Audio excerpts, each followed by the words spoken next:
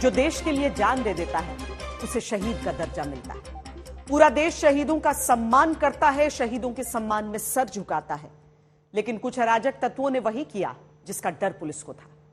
योगी राज में तो अलविदा की नमाज में शांतिपूर्ण माहौल रहा, जिससे संदेश लाउड एंड क्लियर है कि अब यूपी में अराजक तत्व माहौल बिगाड़ना तो दूर, उसके लिए सोच भी नहीं सकते। लेकिन यूपी के पड़ोसी राज्य बिहार की राजधानी पटना में जामा मस्जिद के बाहर जुमे की नमाज के बाद नफरत फैलाने में कोई कोर कसर नहीं छोड़ी गई। मुट्ठी भर मुसलमानों ने माफिया अतीक अहमद के समर्थन में जमकर नारेबाजी की। इतना ही नहीं, दुर्दांत अतीक अहमद को इन सिरफिरों ने शहीद तक बता डाला। अतीक के समर्थन में नारेबाजी के बाद बीजेपी ने नीतीश सरकार पर तुष्टीकरण का आरोप लगाया और जेडीयू ने इसे बीजेपी की नफरत वाली पॉलिटिक्स का हिस्सा बता डाला। लेकिन जिस तरह अतीक जैसे माफिया को शहीद बताया गया, उससे हम यही कह सकते हैं कि शहीदों हम शर्मिंदा हैं, क्योंकि कुछ अराजक तत्वों के दिलों में अतीक जिंदा है।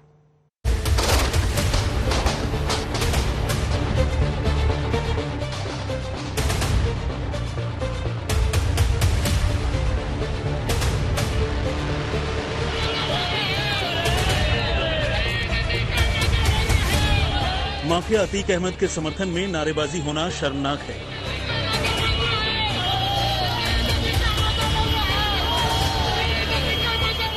पटना में जुमे की नमाज के दौरान अतीक को शहीद बताते हुए कुछ मुसलमानों ने नारेबाजी की।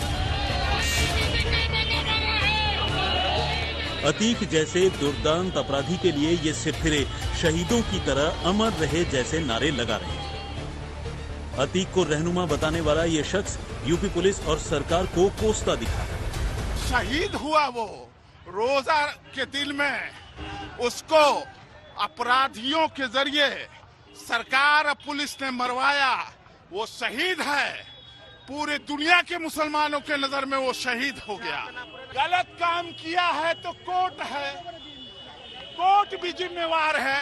कोर्ट ने रिमांड दिया था, पुलिस ने कोर्ट में लिख के दिया था, उनकी सुरक्षा का जिम्मेवारी लिया था, कोर्ट भी जिम्मेवार है। इतना ही नहीं, जब हमने उससे बात की तो वो बोला उसे तो पुलिस और सरकार के साथ मीडिया पर भी शक है। आज हम लोगों ने जुमा की नमाज में अलविदा में अल्लाह से सारे मुसलमानों ने ये दुआ किया कि या अल्लाह अतीक अहमद की शहादत को कबूल फरमा। सारे मुसलमानों में इस हत्याकांड को लेके गम और गुस्सा भरा हुआ था, एक ज्वालामुखी भरा हुआ है। इसका विरोध हम लोगों ने किया। ये जिस तरह से हत्याकांड को अंजाम दिया गया, सरकार, पुलिस, यहाँ तक कि मुझे मीडिया पर भी शक है, क्योंकि अगर आप यहाँ हैं तो आप जितना भी लोकल मीडिया है उसको पहचानते होंगे। जो भी आपके साथी हैं उनको, वो शूटर्स मीडिया के साथ साथ रहे, लेकिन किसी ने उंगली नहीं उठाया। पटना में नारेबाजी हुई तो बीजेपी ने इसे नीतीश सरकार की तुष्टीकरण की सियासत करार दे दिया, लेकिन जेडीयू को इसमें बीजेपी की सियासी साजिश नजर आई। अपराधियों को, आतंकवादियों को किस तरह से महिमा मंडित किया जा रहा है जुमे के नमाज के बाद। ये कौन भक्त के बारे में ये लोग नारे लगा रहे हैं, कौन समाज सुधारक के बारे में नारे लगा रहे हैं। आप इस पर कार्रवाई करें। कोई भी जिस ढंग का आपराधिक इतिहास रहा ऐसे व्यक्ति का, इसका महिमा मंडन कहीं से न्यायोचित नहीं है। लेकिन भारतीय जनता पार्टी को आलोचना करने का अधिकार नहीं है। चूंकि अतीक अहमद का आपने समर्थन लिया है, आपके दामन दागदार है। पटना के जामा मस्जिद के बाहर नारेबाजी करने वाला और बैग की दुकान चलाने वाला रईस गजनवी अपनी दुकान छोड़कर गायब हो गया।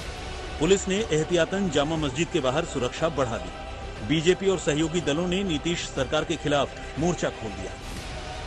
ये तो गलत हुआ, ये तो मैंने इसकी जितनी भी निंदा की जाए ये कम है। और अति के हों चाहे कोई भी हो, तो ये तो पूरे उत्तर प्रदेश को किस ढंग से उन लोगों ने तबाह किया था ये पूरा दुनिया के लोग जानते हैं।